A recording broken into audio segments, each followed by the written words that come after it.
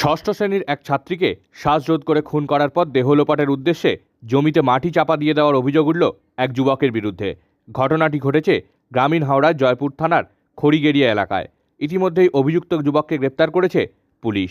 স্থানীয় সূত্রে জানা গেছে, রবিবার স্থানীয় একটি পুজোয় বিসর্জন দেখতে গিয়েছিল ওই ছাত্রী, কিন্তু রাত 10টা বেজে গেলেও ছাত্রী বাড়ি না ফেরায় স্থানীয় এলাকায় শুরু হয় খোঁজাখুঁজি।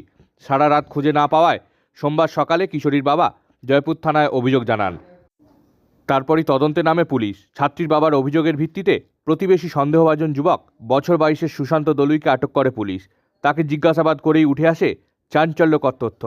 পুলিশ ওই যুবককে জিজ্ঞাসাবাদ করে জানতে পারে, ওই নাবালিকাকে শ্বাসরোধ করে খুন করে একটি জমির মধ্যে চাপা দিয়ে দিয়েছে অভিযুক্ত যুবক। তারপরই পুলিশ গিয়ে ওই ছাত্রীর দেহ উদ্ধার করে। পুলিশ ইতিমধ্যেই মৃতদেহটিকে ময়নাতদন্তের জন্য পাঠিয়েছে। ওই যুবককে গ্রেপ্তার করেছে পুলিশ। মঙ্গলবার অভিযুক্তকে উলুবেড়িয়া মহকুমা আদালতে তোলা হবে বলে জানা গেছে। অভিযুক্তের কঠোর শাস্তির দাবি জানিয়েছেন এলাকার মানুষ।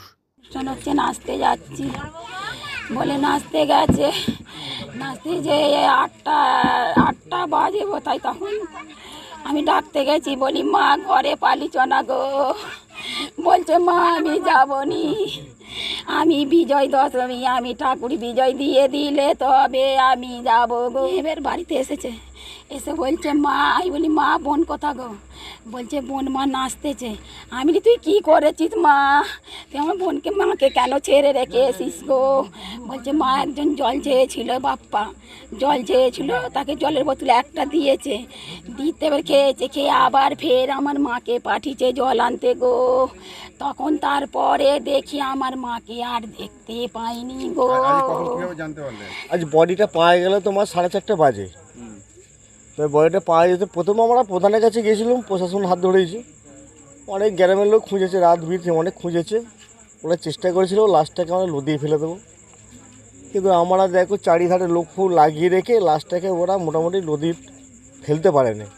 না ফেলতে পেরে আমরা এই মাটিতে বহুত খুঁজেছি, খুঁজে খুঁজে মোটামুটি হেল্লাক হয়ে গেছে, দেখতে পাইনি।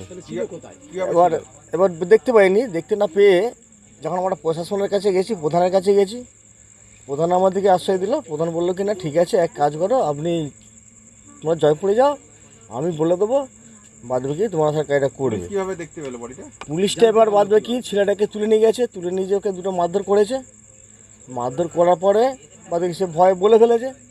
এবার আমি গেছিলাম, আমার ভাই গেছিল, এবার ওখানে তো আমাদের দুজনকে কাউকে আসতে দেয়নি। বডিটা কীভাবে ছিল?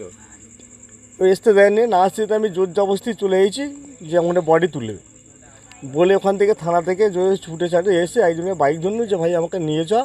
এরা তো আমাকে কিনা সেই কাদাতে মোটামুটি মাটি চাপা দিয়ে রেখেছে আর ঠ্যাংগুলো বেরিয়ে আছে। তখন এবার ওই তুলে তালে নিয়ে ডাইরেক্ট বেরিয়ে চলে এলো। আচ্ছা, এই যে যার বিরুদ্ধে অভিযোগ বা যে ছেলেটার বিরুদ্ধে কীরকম ছিল? ওই ছেলেটা এর আগেও রিপোর্ট প্রচুর খারাপ পেয়েছিল, সেই জন্য আমরা সন্দেহটা করেছিলাম। নামটা কি? বাপ্পা দলেই। কি পুলিশ নিয়েছে? হ্যাঁ, ওকে ধরেছে পুলিশ। আমরা কি ভাবছেন কিভাবে মেরেছে? আপনি মেরেছে ওকে আর পুরো রেপ করে পুরো গোলা টিপে ওকে মেরেছে, কিন্তু না আমাদেরকে পুরোটা আমরা পুলিশকে যাই বললাম যে এক কাজ করুন, একটু বডিটা একটু রাখুন, এখানে আমরা দেখতে চাই, কিন্তু সেটা ওনারা চান্স দিল নি, পুরো ডাইরেক্ট নিয়ে চলে গেল।